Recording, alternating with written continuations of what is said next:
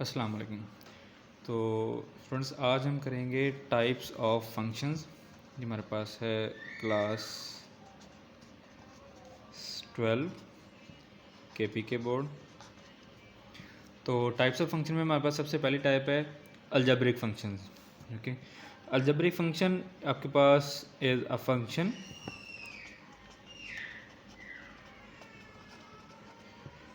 विच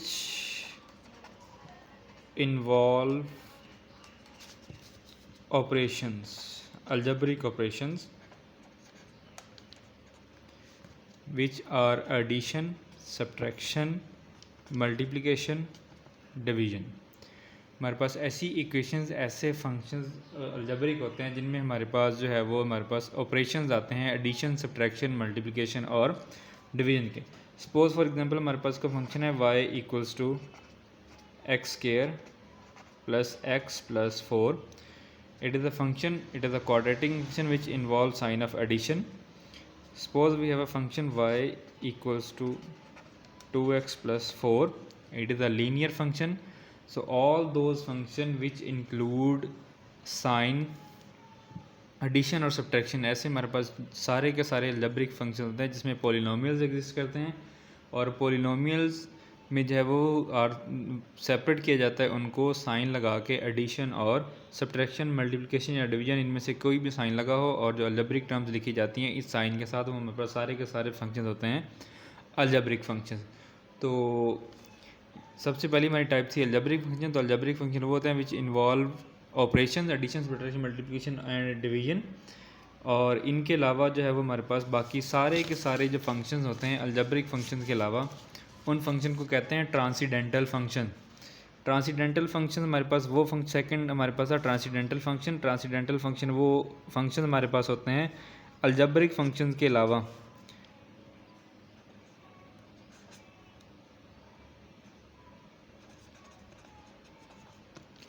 algebraic functions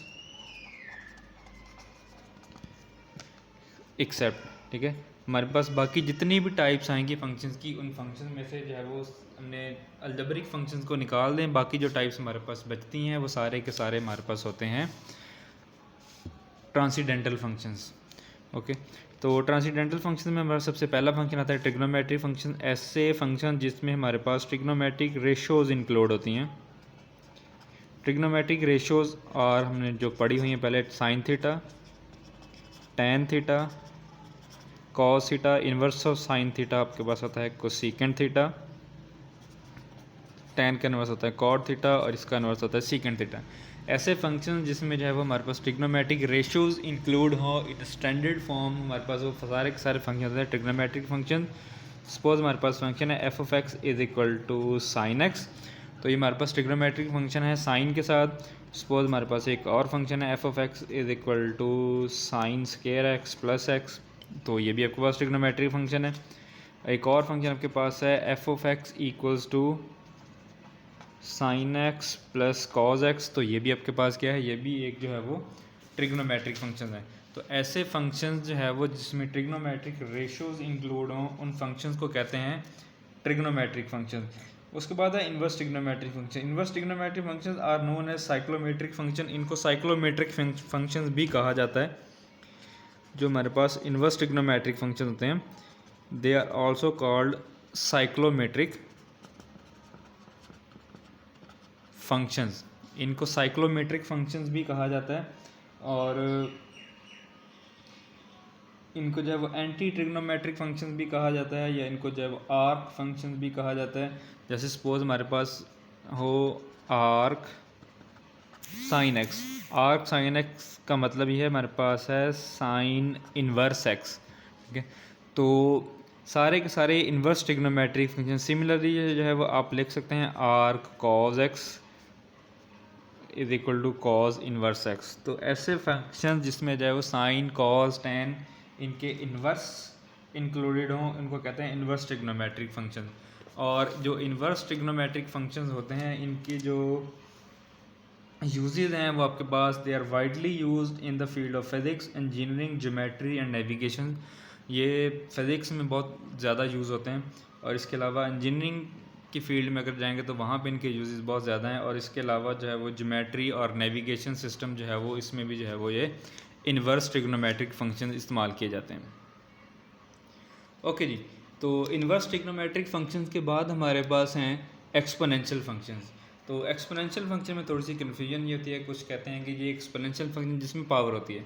तो ये exponential function आपके पास वो एक्सपोनेंट का मतलब पावर होता है, बट एक्सपोनेंशियल फंक्शन का आपके पास मतलब ये होता है constant has power of variable, constant has power variable. ऐसे आपके पास कांस्टेंट जिनकी पावर में वेरिएबल होता है। सिंपल एक्सपोनेंशियल फंक्शन हम कहते हैं एक्सपोनेंट का मतलब ये होता है कि any number which has power, कोई भी ऐसा नंबर जिसकी पावर हो। तो पावर में जब अक्सर आपके पास फंक्शन है जिसमें वेरिएबल की पावर में कांस्टेंट होता है तो वो एक्सपोनेंशियल फंक्शन नहीं होते। एक्सपोनेंशियल फंक्शन हमारे पास वो फंक्शन होते हैं जिसमें कांस्टेंट की पावर में वेरिएबल होता है। जैसे फॉर एग्जांपल हमारे पास कोई भी जनरल एक कांस्टेंट है a की पावर x, जहाँ पे a कांस्टेंट है, x यहाँ पे आपके पास वेरिएबल है।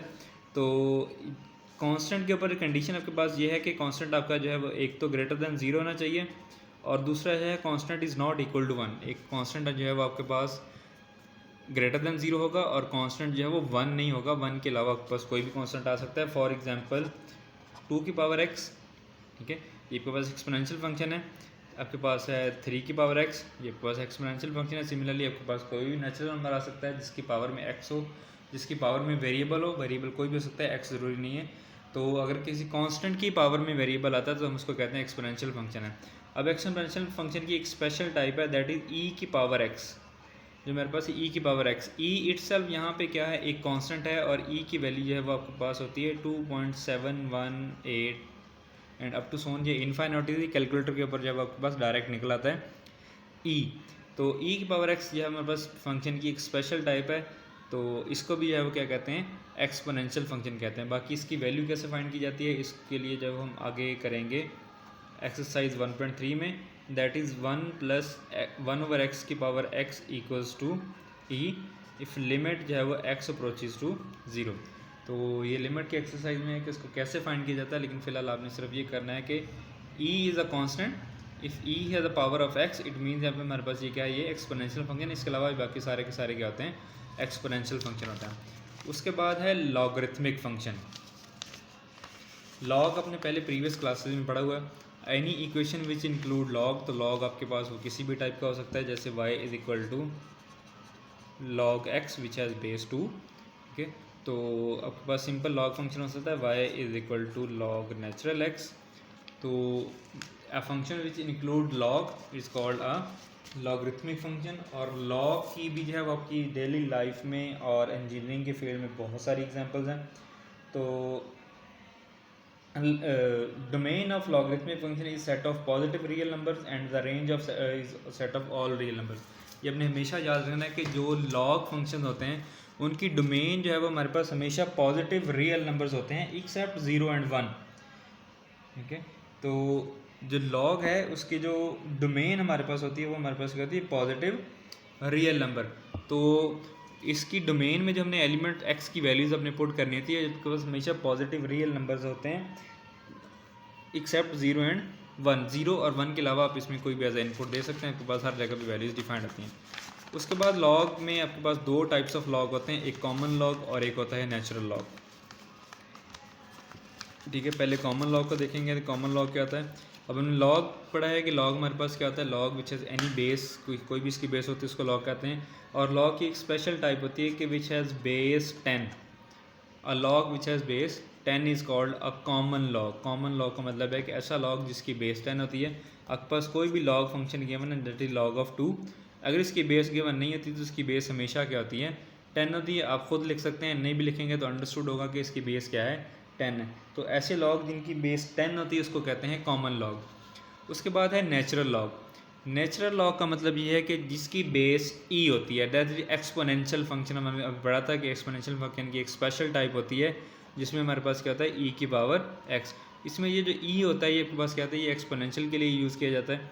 और अगर लॉग नेचुरल है उसको इस फॉर्म में लिखा जाता है एल एन। अगर इसकी बेस गिवन होगी तो ठीक है, अगर इसकी बेस लॉग नेचुरल की बेस जो है वो हमेशा आपके पास क्या होती है, ई होती है, बेस गिवन हो चाहे ना गिवन हो, इसकी बेस हमेशा आप क्या लिखेंगे, ई लिखेंगे। तो लॉग फंक्शन और एक्सपोनेंशियल फंक्शन ये दोनों एक दूसरे का इन्वर्स होते हैं। अगर आप किसी लॉग फंक्शन को जो है वो एक्सपोनेंशियल फॉर्म में चेंज करते हैं, जैसे हमने 9th में किया था कि लॉगरिथमिक फॉर्म को एक्सपोनेंशियल फॉर्म में चेंज किया जा सकता है और एक्सपोनेंशियल फॉर्म को लॉगरिथमिक फॉर्म में चेंज किया जाता है, तो ये दोनों जो है एक दूसरे का क्या होते हैं, रेसिप्रोकल होते हैं, एक दूसरे का इन्वर्स होते हैं। उसके बाद कुछ प्रॉपर्टीज़ हैं लॉग की। फर्स्ट प्रॉपर्टी आपके पास क्या है, फर्स्ट प्रॉपर्टीज ऑफ लॉगरिथम में फर्स्ट प्रॉपर्टी आपके पास क्या है, अगर आपके पास लॉग ऑफ टू नंबर्स है which has base a m and n, अगर ये दोनों नंबर्स मल्टीप्लाई हो रहे हैं तो आप इसको जो है वो लॉग को प्लस को ऐड चेंज कर सकते हैं, मल्टीप्लाई को चेंज कर सकते हैं प्लस में with the same base, this is an, ये आपके पास एन। ओके, तो फर्स्ट हमारे पास इसकी टाइप प्रॉपर्टीज़ है कि हमारे पास लॉग अगर दो नंबर्स का मल्टीप्लाई रहा है तो उसको हम सम की शेप में लिख सकते हैं।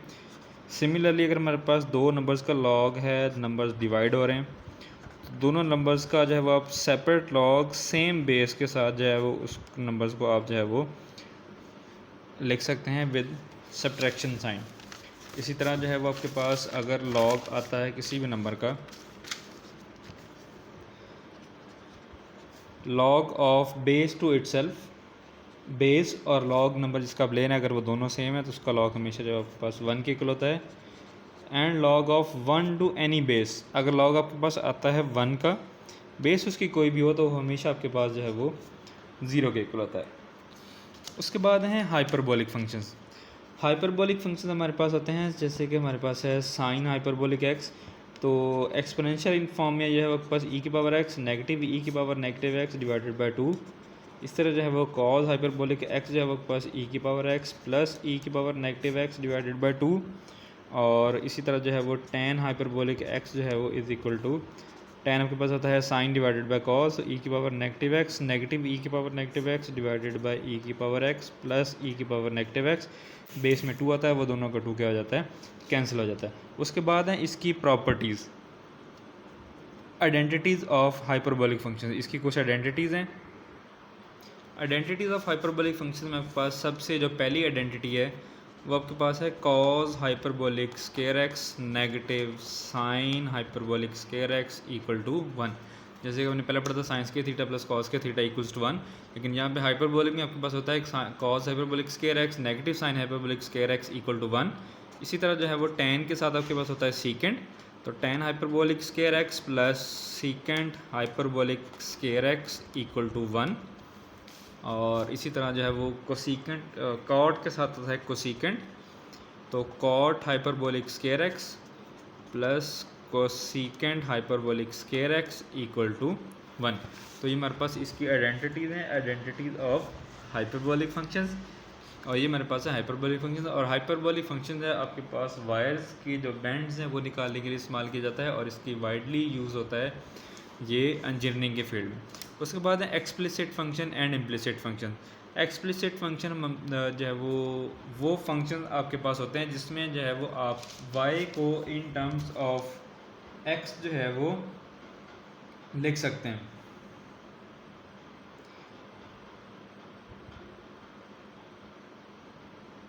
If y can be easily represented in terms of x, अगर y को आप जो है वो बड़ी आसानी के साथ इन टर्म्स ऑफ x लिख सकते हैं, जैसे कि फॉर एग्जांपल फंक्शन की स्टैंडर्ड फॉर्म होता है y is equal to f of x. इसमें क्या है, y is a function of x। अगर आप y को as a function of x के तौर पे लिख सकते हैं तो आपके इसका मतलब है फंक्शन आपके पास जो है वो क्या है, वो एक्सप्लिसिट है। जैसे फॉर एग्जांपल आपके पास फंक्शन है y equals to 2x plus 4। अब इसको बड़े आप ये फंक्शन आपके पास है y in terms of x, अगर इसको आपको अरेंज भी करना पड़े, सपोज आपके पास ये फंक्शन इस टाइप में आ जाता है y is equal to negative 2x plus 4 equal to 0, तो यहाँ से भी आप जो है y को ईजिली सेपरेट करके इन टर्म्स ऑफ x आप लिख सकते हैं। जैसे y इज इक्वल टू आप इसको दूसरी साइड पर शिफ्ट करेंगे तो प्लस 2x नेगेटिव 4 हो जाएगा। तो y in terms of x अगर आप बड़ी आसानी से उसको सिंप्लीफाई करके लिख सकते हैं तो इसका मतलब है फंक्शन आपके पास क्या है, फंक्शन आपके पास है एक्सप्लिसिट फंक्शन। और ऐसे फंक्शन जिसको आप y को इन टर्म्स ऑफ x नहीं लिख सकते वो फंक्शन आपके पास होते हैं इम्प्लिसिट फंक्शन। और इम्प्लिसिट फंक्शन जो आपके पास होते हैं उनमें जैसे कि अगर आपके पास फंक्शन है x square plus y square plus 2xy equal to 5। कोई भी आपके पास नंबर आ जाता है इस साइड पे, नाम भी नंबर है इक्वल टू 0 कर लें, कोई भी नंबर आ जाए। तो ऐसे फंक्शन जिसमें आप y को इन टर्म्स ऑफ x आसानी से सेपरेट करके नहीं लिख सकते, वो फंक्शन हमारे पास सारे के सारे फंक्शन होते हैं इम्प्लिसिट फंक्शंस। ठीक है, तो ये हमारे पास है एक्सप्लिसिट फंक्शन और इम्प्लिसिट फंक्शन, या difference between explicit function and implicit function. उसके बाद जो लास्ट टाइप है हमारे पास वो है पैरामीट्रिक रिप्रेजेंटेशन ऑफ फंक्शन। अगर आप फंक्शन को पैरामीट्रिक फॉर्म में लिखा जा सके, जैसे y equal to f of x, तो इन फंक्शन में हमारे पास पड़ा है ये x हमारे पास जो है वो ये इंडिपेंडेंट वेरिएबल है, और y यहाँ पे क्या है, ये डिपेंडेंट वेरिएबल है, x यहाँ पे इंडिपेंडेंट है, और y यहाँ पे जो है ये क्या है, ये डिपेंडेंट है। तो parametric representation of functions means हमारे पास ऐसे दो फंक्शन जिसमें हमारे पास जो है वो इंडिपेंडेंट वेरिएबल क्या हो, सेम हो। जैसे आपके पास एक फंक्शन है y equal F of x और सेकंड फंक्शन है z equal F of x. तो यहाँ पे हमारे पास जो इंडिपेंडेंट वेरिएबल है वो दोनों फंक्शंस का क्या है, सेम है, दोनों फंक्शंस में x है। तो जहाँ पे जब आप इसकी वैल्यूज पुट करेंगे तो आपके पास जो है वो y की वैल्यू डिफरेंट आएगी और x की वैल्यू डिफरेंट और z की वैल्यू डिफरेंट आएगी। अगर आप x की वैल्यू सेम पुट करते हैं दोनों फंक्शंस के अंदर, x अगर दोनों फंक्शन के अंदर सेम है लेकिन y आपके पास डिफरेंट आएगा क्योंकि आपके पास दोनों फंक्शंस डिफरेंट हैं। तो ऐसे दो फंक्शंस जिनका जो है वो इंडिपेंडेंट वेरिएबल क्या हो, सेम हो, ऐसे फंक्शंस को कहते हैं पैरामीट्रिक फंक्शन और पैरामीट्रिक रिप्रेजेंटेशन ऑफ फंक्शन। और ये पैरामीट्रिक फंक्शन होते हैं ये आपके पास जैसे कि y of x and z of x, in functions को हमेशा जो है वो ऑर्डर्ड पेयर की फॉर्म में लिखा जाता है। तो ये ऑर्डर्ड पेयर की फॉर्म में जो लिखा था आपके पास कहते हैं ये पैरामीट्रिक फंक्शन होते हैं। जैसे suppose y of x and z of x equals to sine of t and cos of t। तो इसका मतलब ये क्या है, ये आपके पास जो है वो दो function sine of x and cos of x। तो एक पास दो फंक्शन है with the variable x sine x and a cos x। तो y of x will be equal to sine x and z of x जो है वो किसके इक्वल होगा, कॉज x के इक्वल होगा। तो ये बस पैरामीट्रिक रिप्रेजेंटेशन ऑफ फंक्शन है, ऐसे फंक्शन जिसमें जो है वो इंडिपेंडेंट वेरिएबल क्या हो, दोनों फंक्शन में सेम हो, उन फंक्शन को कहते हैं पैरामीट्रिक फंक्शंस। और पैरामीट्रिक फंक्शन जो है वो मोस्टली हम यूज़ करते हैं पैराबोला के लिए। शेप्स हैं, पैराबोला है, एलिप्स है एंड हाइपरबोला है।